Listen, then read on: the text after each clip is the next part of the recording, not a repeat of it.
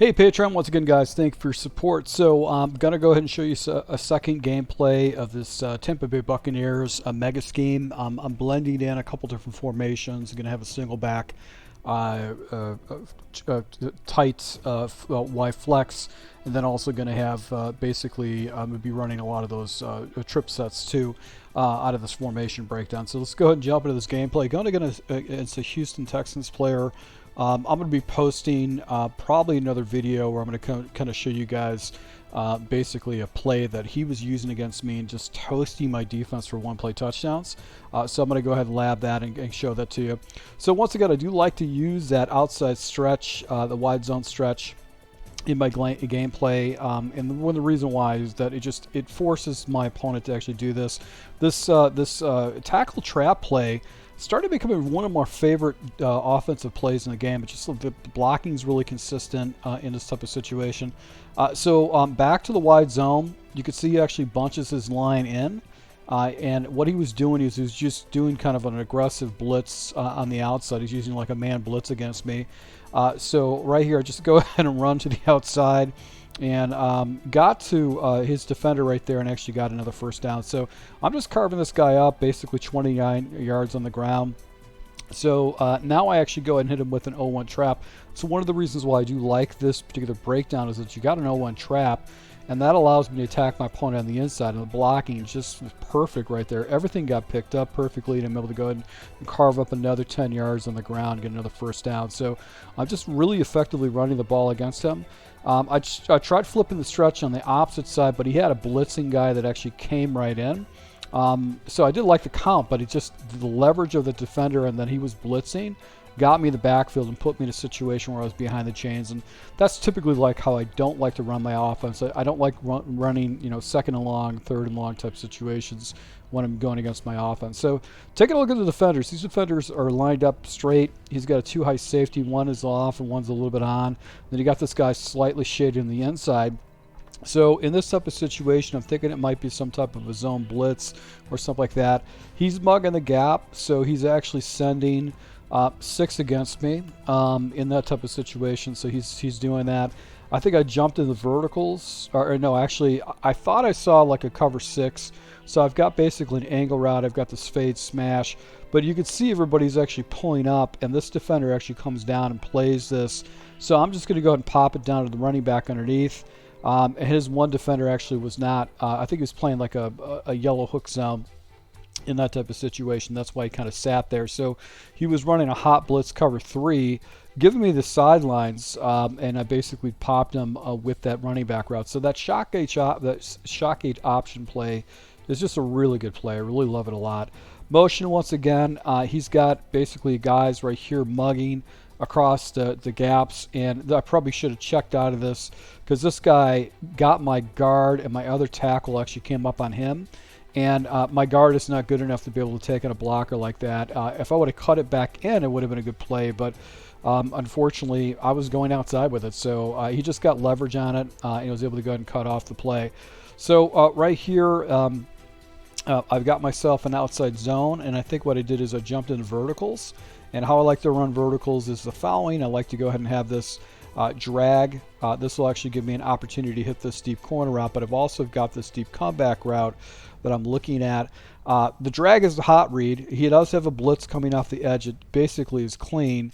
And this guy kind of flipped his hip for the deep comeback route, so that's usually a good play to go with it, but he's playing like a cloud coverage out there. So I actually just check it down to the underneath route, and I've got Tariq Hill. He's basically blitzing everybody. And I think what he was doing is he might have been putting his guys in cloud coverage to take away some of those reads to the outside. So he might have been taking these guys and putting them into basic cloud coverages. And I wasn't hitting the sideline. I wasn't doing out routes. So he could have baited me for a touchdown, basically how those guys actually flipped their back against me.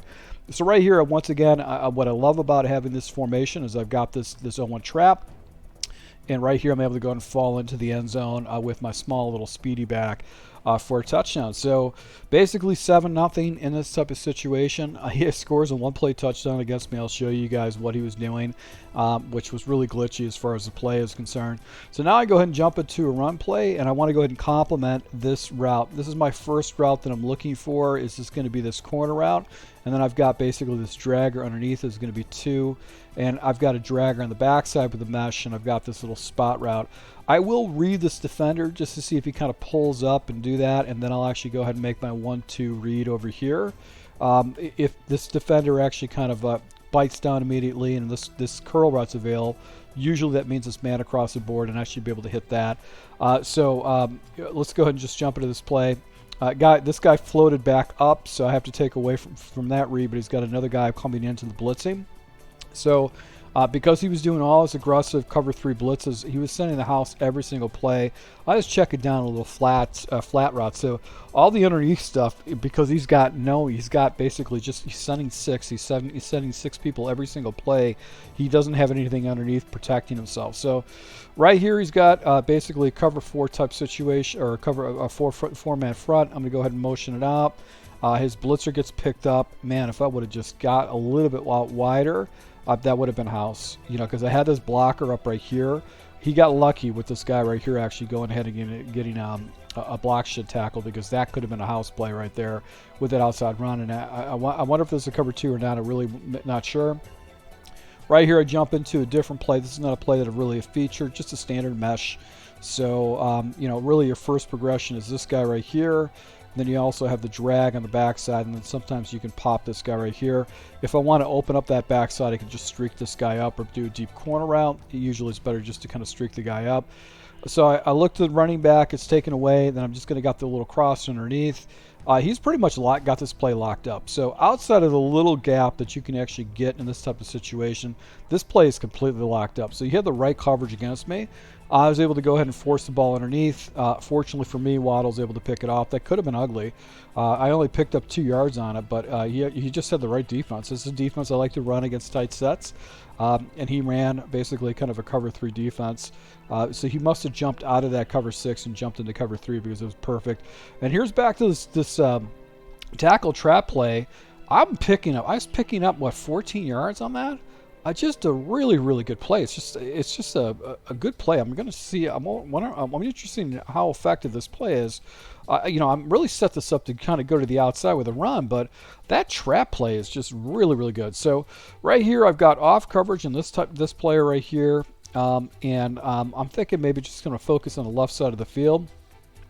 So I streak up my one guy. I don't think I'm going to be able to get this guy in conflict. Just the matching principles that he's got going on is just not looking good. So I'm just going to check it down. I actually threw the ball right here in this little spot route. This is one of the reasons why I like this H option, shock H option play over than some of the other plays I had, is because you've got that stock stop route, which usually gets pretty good separation. So now he does something where he shades this guy off to the left and pushes this guy over right here. So he's probably jumping into some type of a cover 6. I think I stuck with the run, and you can see right here, once again, just breaking 10-yard gainers, 9 yards every time, because that blocking is doing that. He did jump into cover 6, so you actually did shade his guy off, and those are the little tells you need to take a look at. Right here, actually try to run the ball right up the middle of the field, don't really go anywhere with it, and then I go into basically this play. I'm running the clock down. So I was chewing the clock down in this type of situation, and I didn't do clock management really well here. This is a very bad series. So basically, I chewed the clock up. My thought process was I don't want to give this guy a possession. I want to try to clock up as much as possible. And I just decided, like after I saw the clock and I was trying to make some adjustments on his defense, I'm just going to take a timeout. Just type of situation. Settle for the 3 points. Take the 3 points against this guy and not give him a situation where he's going to get another one-play touchdown on me, because he was running this glitchy verticals double stack play and he was getting touchdowns. So you can see the score is already 14-10. He was able to get a one-play touchdown off of one play. So in this type of situation, I just felt like I might give up a handful of touchdowns before I'm in a situation where I can actually get this guy, get him to stop. So he presses his guys down, you can see the guys are lined up perfectly against me, so I'm thinking this might be like a cover one type shell. And that means that if I go with a vertical route over the top with my wide receiver, I might be able to hit this guy for a one-play touchdown. So that's one of the reasons why I have one of my burning wide receivers on the outside, is that allows me to go ahead and get these shot plays. So I go into jump into verticals. I still set it up so I have other progressions. So here's my setup. Once again, I should have a deep comeback route on the backside. So if this guy comes up and starts supporting this route, then I'm going to start looking for the underneath route, or basically this over route. And then I also have this deep comeback route that I can look to. But really my primary read right now, because of this press coverage, is I'm looking at this guy. And if this guy slides in, slides up, or slides down, and pulls himself out of position, he's not supporting the deep ball, I'm going to go lob streak that puppy up for a one-play touchdown. And sure enough, 97 speed, 98 speed, a waddle. I'd be able to go and hit this guy for a one-play touchdown because he presses my dudes, and I'd be able to go ahead and get a touchdown against him. So that's just a smart play. You know, it's one of those things when you have a guy that presses his coverages, you have to be very conscious of it. So look how this guy's kind of leveraged to the outside in that type of situation. I'm thinking, okay, this might be some type of a cover 6. But I'm going to stick with the run against this guy. So I do an off tackle run or outside run. Try to cut it inside because it looked like there was a nice hole there, but it actually closed up pretty quick against me. But I want to make sure I establish the run against this guy because he's been having such a hard time of it in the first half. So right here he's got basically about 6 guys in the box. I've got myself a streak fade concept. But because there's really only 1 or 2 defenders out here, or 3 defenders out here, and this guy can't get out here to support, I'm going to be looking at this defender to see if he slides out. If he slides out, I'll throw the underneath route. If he stays in, I'll go ahead and pop this route right here. So this is really the right progression, right read, but I think I pass-led it, and the ball actually got out of position. So I pass-led it to the outside, and that was just basically just a bad throw. So 3rd and 8 situation, now a little bit behind the sticks, and I think what I did is I jumped into the sail concept. And really what I'm looking to do is I'm going to try to look for, this is my alerts with the tight end.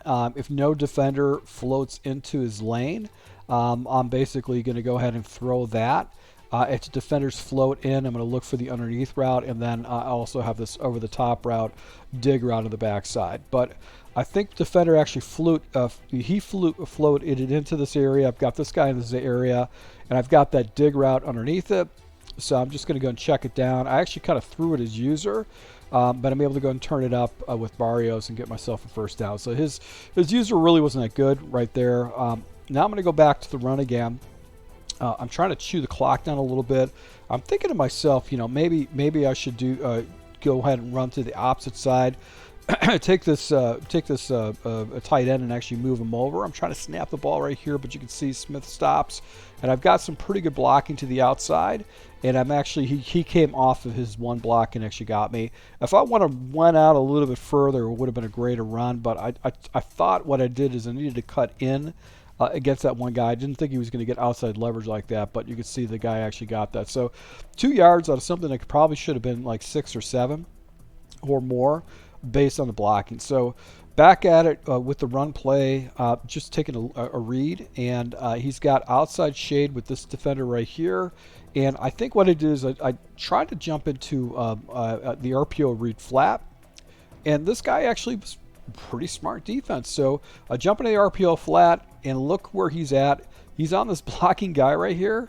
And I got the RPO flat going on. He's got these guys coming and filling the gap. So I don't really have a good block. I check it down underneath. He's out of position right there. I'm able to go and pick up a handful of yards right there. But for the most part, it was really good defense by him to be on that blitzing guy right there. So now I jump into a play that you guys may have seen with some of the pros, and this is just basically the double, the trips tight end bunch type formation. And I just got a deep post on the backside. I'm really looking for this whip. This is the primary place I'm looking at. But you'll see what happens is all his defenders are floating low underneath. So this guy actually comes down and plays like a cloud flat. So this guy was actually making adjustments where he's got cloud flats right here. He's got this guy floating. He's got this guy floating. So I can't throw that whip because these guys are actually going to fall into that area that's just completely chewed up. But you could see this corner route is wide open. There's nobody over the top of that. So it looks like he ran into some type of a cover 6 or a cover 2 with basic seam flats going on with the defense. And as a result, I was able to go ahead and get myself a nice little completion. So I think what this guy was picking different plays and actually audibling out of those plays, and that wouldn't give me like the previous play art. So he was kind of changing things up, but I was just making really good progressions against this guy defense. It just seems like everything was slowing down for me, and his defense really wasn't coming after me. So right now, basically chewing the clock down. I got basically the fourth quarter right now. Got the ball in 31, and I'm trying to chew the clock down as much as possible, but I'm also being kind of conscious that I need to plug this ball into the end zone. So now I jump into this play. I ran it stock. I'm looking for this corner route right here, and I'm able to go ahead and hit that. No defender filled in the area, so I'm just going to go ahead and hit that corner. He's playing a lot of these cover 3, blitzes that he's doing. Once again, motioning the guys off. Going to snap the ball. Got the outside leverage right here. Really good run. That's exactly what I wanted to do. I think I blended enough inside runs against him, so he didn't chase me. So that was actually kind of working out for me. And right here, he's got inside leverage with this guy right here, and I'm really looking at this running back route. So I'm watching this guy. I'm hoping this guy falls out of position, because if he falls out of position or he blitzes me, I should be able to hit that running back route. And he does slide out, and that running back route opens up. I'm able to go and complete it and actually get another first down. So right here, I'm actually going to try to chew the clock down a little bit more right now. And I go into basically this motion Y counter. This is going to kind of overload the left side of the offensive line.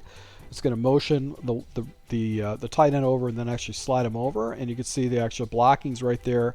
If I would have slid this ball out to the outside, I probably would have picked up a touchdown off of it. But I just don't. I run in between the tackles with that run. I don't go to the outside. It's just not something I do. And I don't like running.